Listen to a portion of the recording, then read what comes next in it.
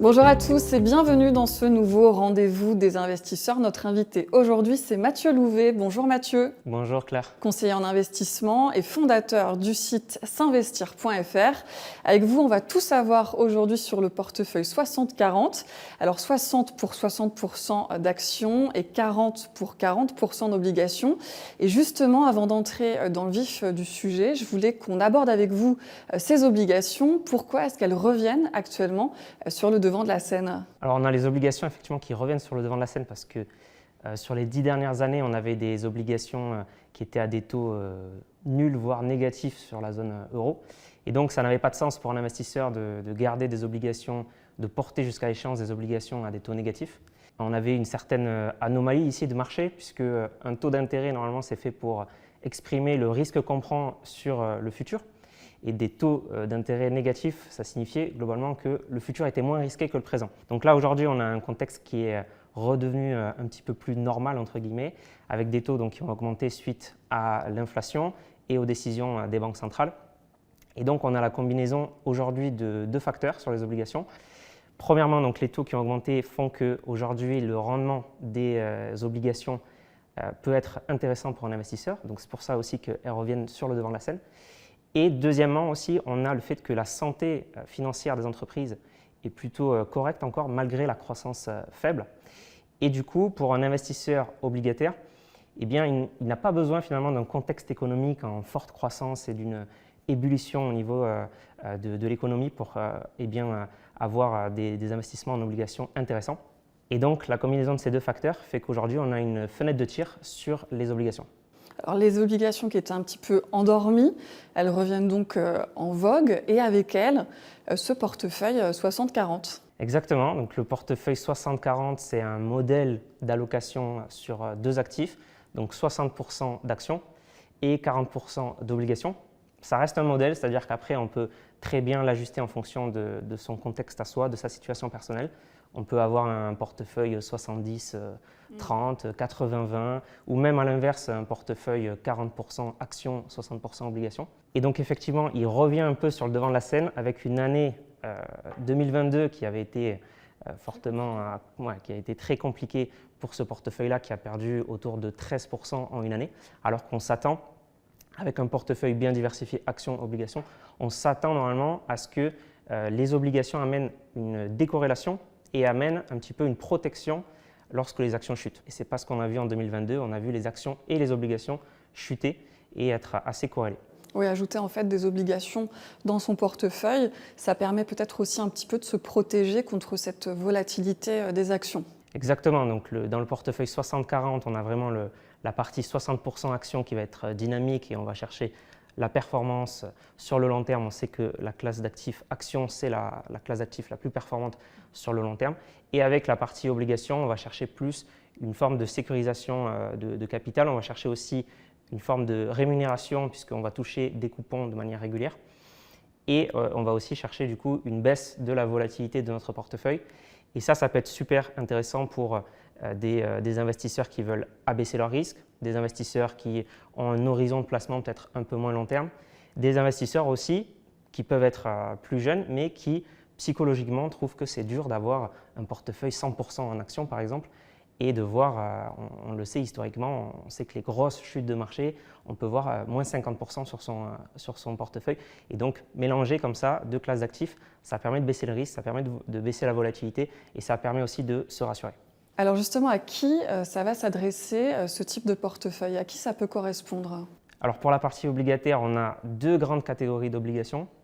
Il y a les obligations qui sont investment grade, donc c'est des obligations dont les entreprises sous-jacentes sont très bien notées et ont une meilleure santé financière, versus les obligations high yield, donc du haut rendement, qui sont plus risquées, mais qui peuvent aussi être plus rémunératrices.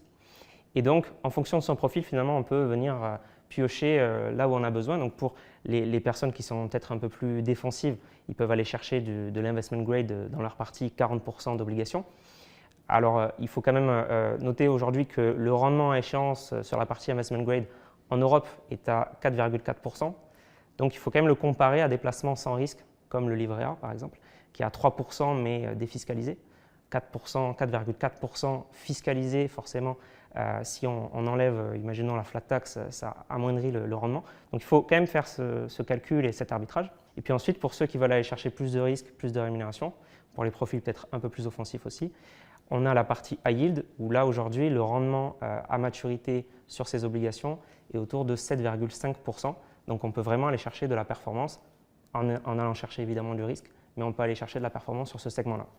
Alors concrètement, comment on fait? Comment un investisseur peut-il ajouter des obligations dans son portefeuille?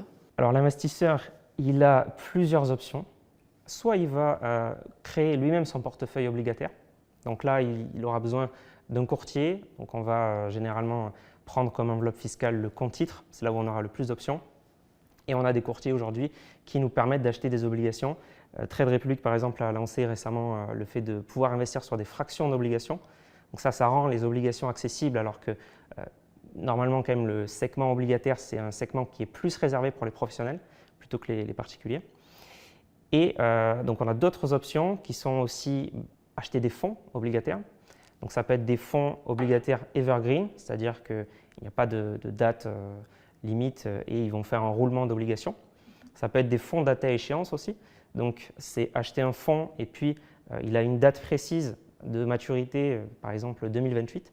C'est-à-dire qu'en 2028, le fonds sera liquidé et les investisseurs retrouveront leur argent et si tout s'est bien passé avec les coupons à l'intérieur.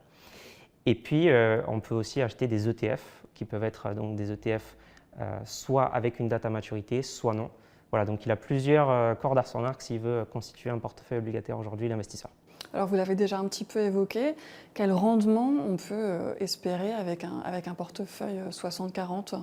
2022, donc ça a été une mauvaise année pour ce portefeuille-là qui a fait moins 13%. Sur les 10 dernières années, ce portefeuille il a rapporté autour de 7% annualisé. Et historiquement, c'est ce qu'il rapporte. Sur les 30 dernières années, c'est autour de 7,5% de rendement. Il faut noter qu'il y a moins de volatilité qu'un portefeuille 100% action, par exemple. Donc forcément, on a un rendement qui est un petit peu diminué. 100% action, on est plutôt autour de 9,5% de performance annualisée historique. Mais voilà, d'un côté, si on ajuste au risque, on a un portefeuille 60-40 qui quand même est très compétitif aussi. Sur la partie vraiment obligataire, donc on le disait, investment grade, on peut s'attendre autour de 4,5% de rendement à échéance. Et donc ceux qui vont chercher un peu plus de risque, sur le high yield, on est autour de 7,5% aujourd'hui de rendement à échéance. Et est-ce qu'il y a des risques aussi avec ce portefeuille 60-40? Alors oui, il y a des risques, évidemment, ça reste un investissement risqué. Et donc c'est volatile, on peut avoir un risque de perte en capital. Sur la partie obligation aussi, donc, il y a des risques intrinsèques aux obligations, le risque de défaut. Donc il y a des indicateurs à regarder aussi sur la partie obligataire. Des défauts d'une entreprise notamment? Voilà, il peut y avoir des défauts de paiement, des entreprises donc, qui ne payent pas les coupons normalement dus. Donc il y a des indicateurs à regarder. Aujourd'hui, le taux de défaut en zone euro est autour de 3,5%. C'est quand même inférieur à sa moyenne historique qui est de 4%. Donc voilà, il faudra suivre un petit peu ce qui se passe. Mais donc oui, il y a évidemment des risques comme tout investissement finalement. Merci beaucoup Mathieu Louvet de nous avoir tout expliqué aujourd'hui sur ce portefeuille 60-40. Je rappelle qu'on vous retrouve sur votre site s'investir.fr et je vous donne rendez-vous très bientôt pour un nouveau rendez-vous des investisseurs.